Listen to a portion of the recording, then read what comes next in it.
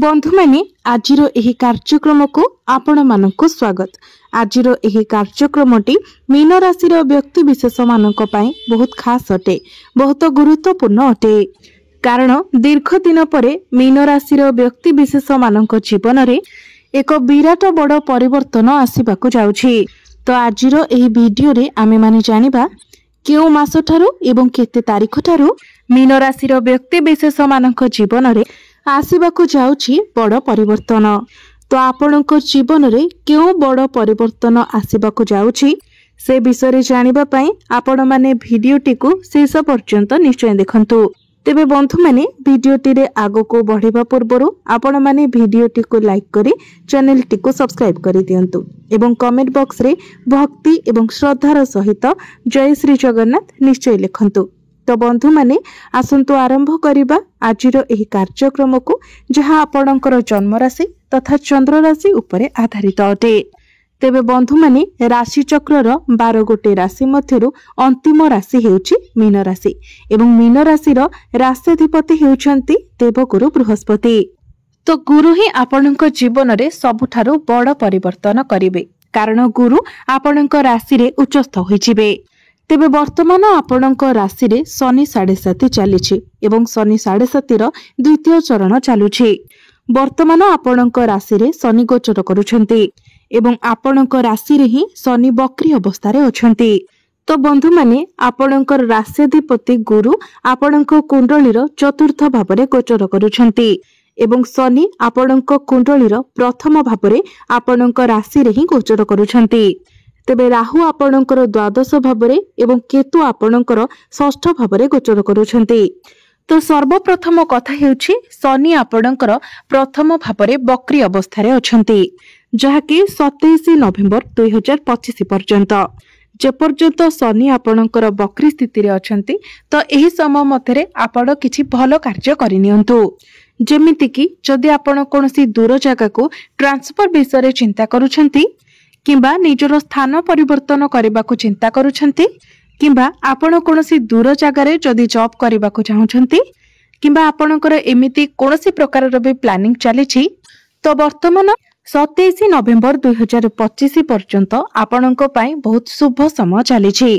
तो जे पर्यंत शनि वक्री चलन करूछंती से पर्यंत 27 नवेम्बर पूर्वरु हठात करे आपणकर कोनोसी हॉस्पिटल केस पड़ी पारे।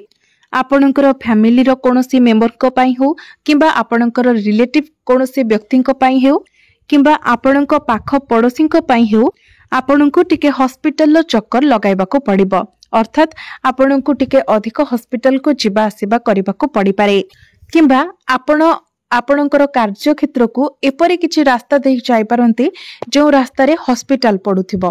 आपण नॉर्मली जो रास्ता रे जानती आपण सही रास्ता को मध्य बदलाई पारंती, अर्थात हॉस्पिटल रास्ता रे ही आपण अधिक जिबा आसीबा करिवे किंबा एपरि किछि जगते आपण जाई पारंती जो जगह रे अधिक सबुजिमा रहिथिबो।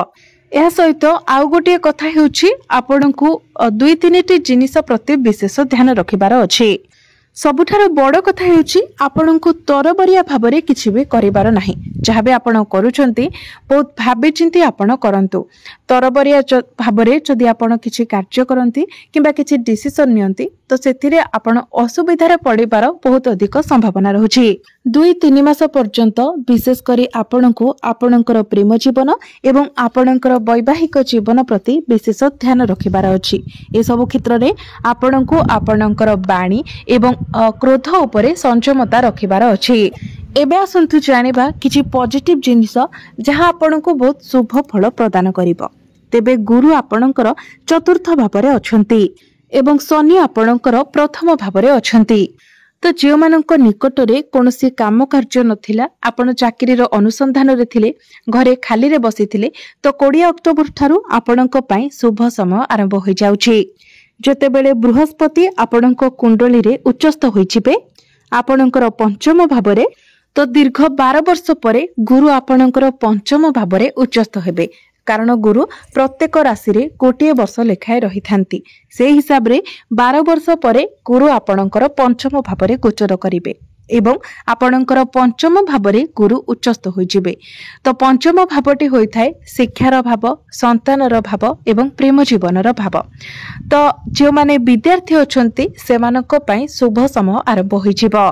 एठारे आपणकर फाइनेंशियल ग्रोथ मध्य हेबो। आपणकर आर्थिक स्थिति मजबूत बनिबो।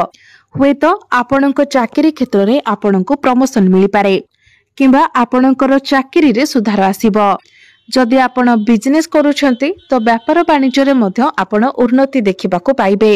विशेष करी जदि आपणकर बिजनेस भूमि सह जड़ित अटे, कोनोसी फूड रिलेटेड अटे, अर्थात आपण जदि कोनोसी होटल किंबा रेस्टोरेंट देइछंती, खाद्य द्रव्य संबंधित कोनोसी कार्य करूछंती, आपण जदि मेडिकल स्टोर देइछंती, हॉस्पिटल रिलेटेड कोनोसी बिजनेस करूछंती किंबा आपण जदि इंपोर्ट एक्सपोर्ट रो कार्य करूछंती तो ताहा मध्य आपणक पई बहुत भलो रहिबो।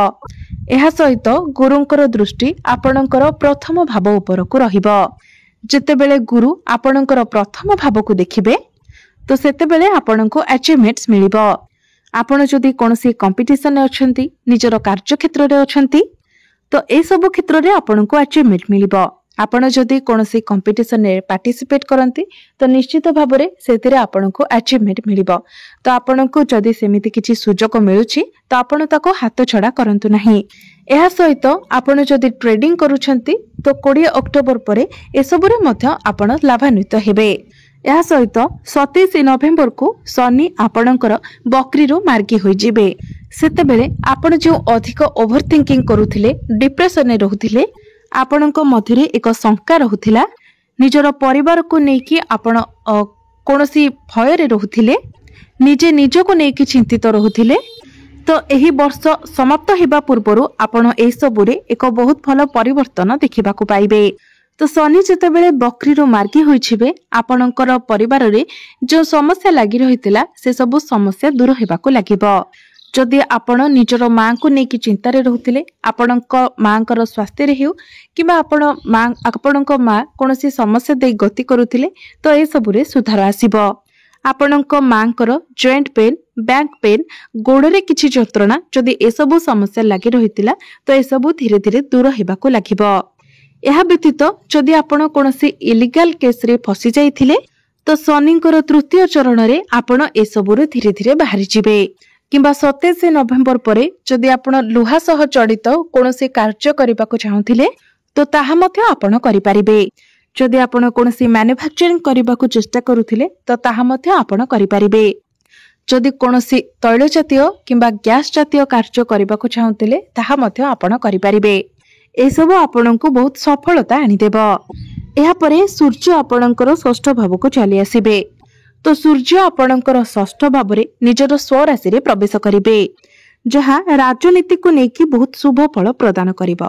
अर्थात जदि आपण राजनीति क्षेत्र रे अछंती तो आपणको बहुत अधिक लाभ प्राप्ति हेबो।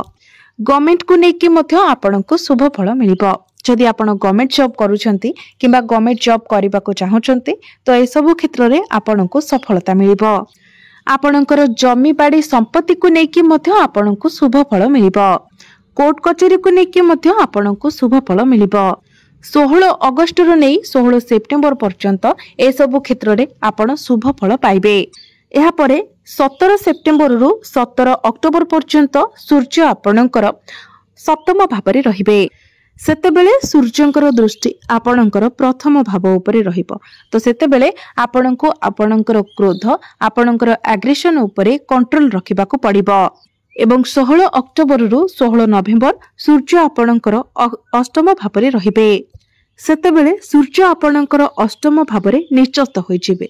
तो आपण जदि राजनीति क्षेत्र रे अछंती किंबा आपण जदि सरकारी चाकरी करूछंती तो ए सब क्षेत्र रे आपण पॉलिटिक्स ठारू दूरे रहंतु। जदि कोनोसी व्यक्ति आपणक विरुद्ध रे किछि करूछंती, किछि कहउछंती तो से सबरु आपण दूरे रहंतु। ए सबरे आपण मुंड भर्ती करंतु नाही किंबा आपण निजे मध्य अन्य कहा विरुद्ध रे कोनोसी पॉलिटिक्स करंतु नाही। कारण ए सब जदि आपण करंती तो आपणकर मानहानि हेबार बहुत अधिक संभावना रहुछि।